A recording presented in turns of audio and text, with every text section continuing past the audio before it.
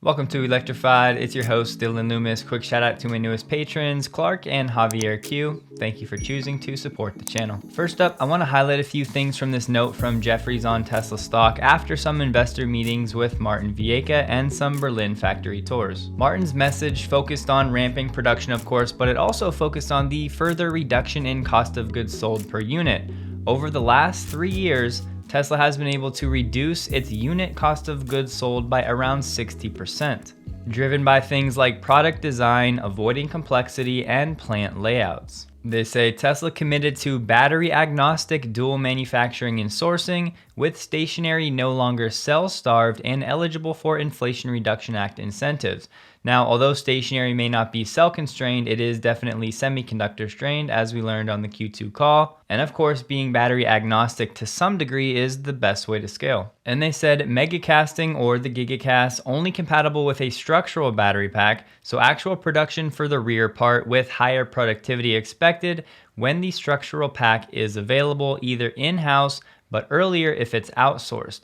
And then they said the BYD Blade structural pack has not been confirmed by Tesla. All Berlin batteries are now from LG in China. You may recall seeing this news back in June, but this was just a test on a few vehicles. It was with both gigacastings front and rear in the structural pack, but there were actually dummy 4680 cells in the pack, and those gigacastings had to be shipped in from Giga Texas. And in terms of Tesla being able to outsource a structural pack potentially with BYD, for now, based on Jefferies' comments and other reporting, I would be very skeptical of that happening right now. The takeaways: acceleration of Tesla's operating performance indicates the gap with legacy is widening rather than closing. As the model range and price points approach mid-market, Tesla looks set to gain share from large OEMs, potentially claiming a disproportionate share of the industry profit pool in the coming 3 to 5 years.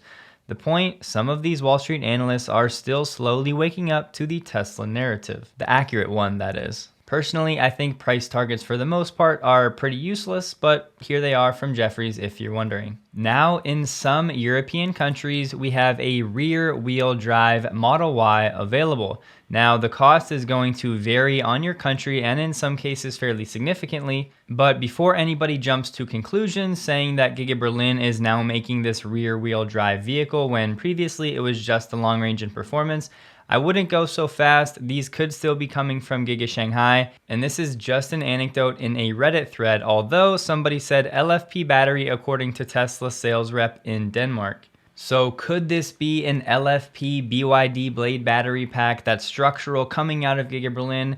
It's possible, but the chances seem very low. More likely to me right now, this is coming from Giga Shanghai, and it would be an LFP pack from CATL. Some have mentioned the slower 0 to 100 kilometers per hour metric, but remember this is slightly different than 0 to 60 miles per hour. This translates to about 0 to 62. To do the math, you would multiply this number by around 0.95 to get an accurate comparison of around 6.5 seconds 0 to 60. Of course, it's not apples to apples, but the Model 3 rear-wheel drive with the LFP pack does 0 to 60 in about 5.8. In terms of the range, it says 455 kilometers, which is equivalent to 282 miles, but this is a WLTP estimate. To convert to the EPA, you divide the WLTP by 1.12 to give us an EPA estimated range of around 250 miles. In terms of the price, it's somewhere in the neighborhood of $50,000. However, as I said, there's a decent amount of variance depending on which country you're in. Moving on, this was a pretty cool article with some awesome analysis from Benchmark and some others, just showing us how the cost for Tesla's raw materials to actually create these 20 million vehicles, how it can fluctuate in just a matter of a few months. What this chart is showing us is the estimated raw materials cost for Tesla to produce 20 million vehicles in a year. When that announcement was made originally back in September of 2020, the cost for that many vehicles for these raw materials was just over $40 billion. Fast forward to between March and April of this year, at the peak it ballooned to over $120 billion, and now July of this year, last month, around $100 billion once again to make 20 million vehicles. Tesla is on the hook for a bit over $100 billion for the 11.1 million tons of raw materials it needs to build 20 million cars. up from around 45 billion back in 2020. This jump is mostly on the back of an astonishing 8-fold rise in the price of lithium over that period. This July, lithium made up 46% of the total cost, while in September of 2020, it was only 11.6%. Some silver lining, excluding lithium, prices have pulled back sharply since March of this year. To produce 20 million vehicles, Tesla alone needs more than the total volume of lithium and natural graphite produced last year. And finally, no single enterprise consumes 1.8 million tons of copper per year, not even China's state grid, and laying your hands on a quarter of the world's nickel may prove impossible no matter how many times you meet with the Indonesian president. Once again, perfect segue, part 2 of our exclusive interview with a nickel industry CEO will be uploaded this Sunday. Last night, SpaceX and T-Mobile presented that they are working on this partnership to reduce dead zone areas in the United States and hopefully eventually globally for mobile phones. Not to be the bearer of bad news here, but I just want to say it's going overlooked. This whole thing is reliant upon version 2 Starlink satellites. Now, this also, Elon reiterated, it's going to be reliant on Starship actually launching. So these V2 Starlink satellites don't fit in the Falcon 9. They're potentially considering a V2 Mini to fit in the Falcon 9 if Starship gets delayed. Earlier this week, there was some reporting that SpaceX was going to launch these V2 satellites with Starship and Falcon 9, but last night, Elon made that seem like it was not the case. The T-Mobile CEO said that the goal was to be in beta by the end of next year. Now, the way that SpaceX and T-Mobile are doing this, there's potentially some regulatory hurdles and it's a huge technological challenge. I just want people to know, I personally would not be expecting this to be working until 2024 at the very earliest. Basically, I'd be skeptical of the timeline that they gave because this is a monumental task. As mentioned, their goal is to enter beta late next year with messaging, MMS, and messaging apps, but they said they still need involvement from these messaging app partners to actually make this work. It's expected that this service should be included for free on some popular T-Mobile plans, but some lower priced plans may have a monthly service fee for the service. They said this should work with your current cell phone, meaning no upgrade is needed, and it would also work even if the phone's in your pocket or if you're in your car. Now, this will only have around 2 to 4 megabits per cell zone of bandwidth, so this is not like some substitute for ground cell stations or anything like that. We're basically talking about however many people are in each cell zone.